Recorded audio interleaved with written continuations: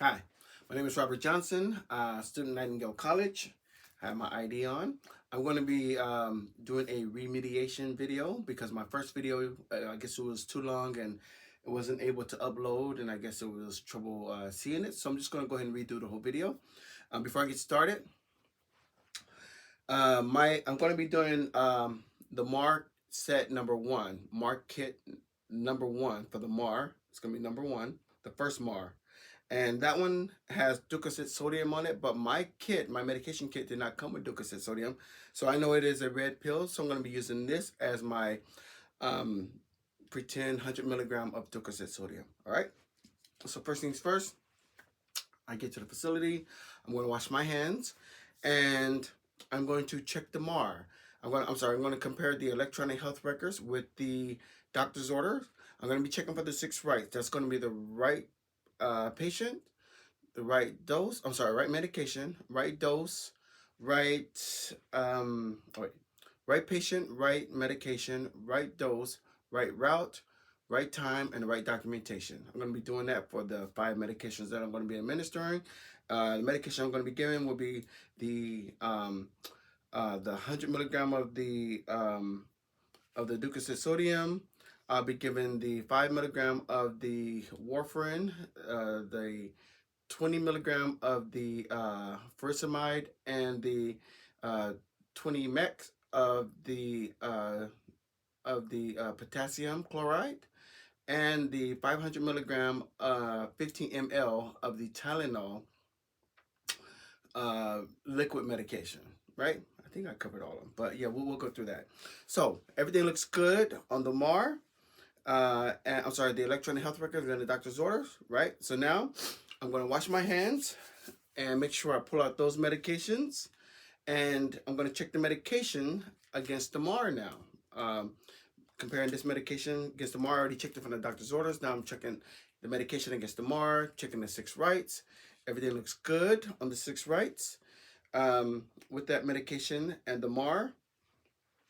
So I already compared the doctor's orders to the electronic health records. Now I compared the medication with the MAR, right? So everything looks good with the 6 right patient, right medication, right dose, right route, right time, and right documentation. Now I'm going to go to the patient's room. Let me get my patient.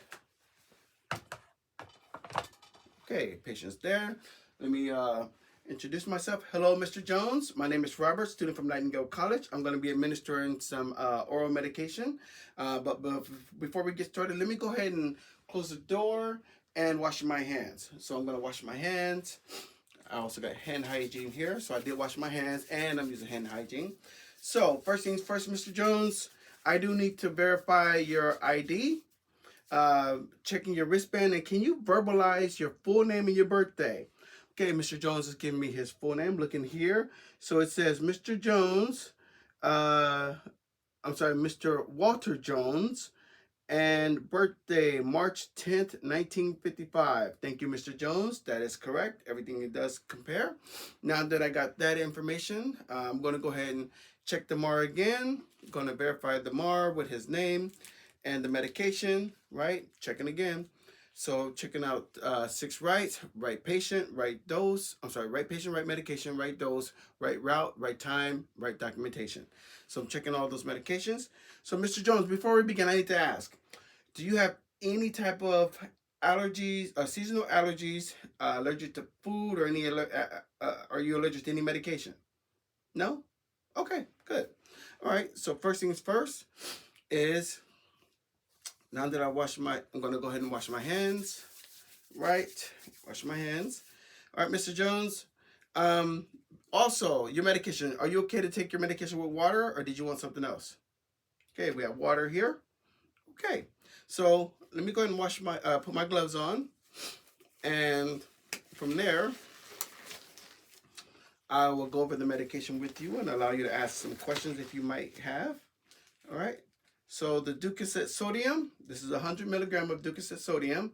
It's going to be used for constipation associated with dry stool, right? So the doctors may prescribe this to make sure that you're not having trouble having a bowel movement, especially if you just had surgery or anything like that. So they want to make sure that there's no dry, hard stool with that. Contraindication with this one could be abdominal pain, nausea, or vomiting. One of the side, or two of the side effects you may have is electrolyte imbalance, dehydration, or even abdominal cramps. Please let us know if you have any of those issues once you have this medication, okay? Do you have any questions about this one? No? Okay, good.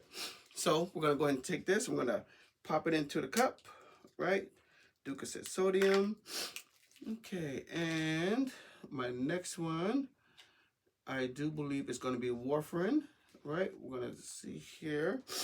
Right, all right, sir. So this is the 5 milligram of warfarin, right? Coumadin, and it's used as a prophylaxis and the treatment of venous thrombosis and pulmonary embolism. So the contraindication of this one is going to be if you have uncontrolled bleeding already, if you're having any open wounds, or if you're having any active ulcer disease, or any active ulcers anywhere, then we won't be giving you this medication. Side effects of this is cramps, nausea, and bleeding. I do believe bleeding. Yes, easy bleeding and bruising. That's the side effects. Do you have any questions about your 5 milligrams of warfarin? No. Okay. So we're gonna put that one in a cup, right? And next we have, I do believe the next one's gonna be furosemide. Yes. Okay, sir. This is the 20 milligram furosemide, also known as Lasix. Now this one is used for edema, right, due to heart failure, or hepatic impairment, or if you have renal disease, right? So that's what your doctors will prescribe this for. One of the contraindications of this one is hepatic coma. If you're already in a hepatic coma, if you're having alcohol intolerance, also if you're having anuria, right? That is the contraindication of that. Side effects is arrhythmia, multiform, and Stevens-Johnson syndrome. That is Stevens-Johnson syndrome is basically it's the medication put off the impression of a burn. That can be severe. Please let us know if you're having any issues with that. You have any questions about the furosemide? Oh wait, I'm sorry. Another side effect of furosemide, now it is a diuretic, so it will cause you to do a lot of urination. And also, for that matter, is we definitely will be checking Mr. Jones's blood pressure before we give any of these medications, because we want to make sure that his blood pressure is not too low, right? So we're monitoring that closely. So do you have any questions about the furosemide? No? Okay. I'm going to put that one in a cup. Put that in the cup. Let's get in there for the furosemide. Okay. Furosemide is in a cup. Then we have potassium chloride, 20 mex. So 20 mex of potassium chloride. This one here is used for the treatment and prevention of trying to stop your potassium level from being depleted, right?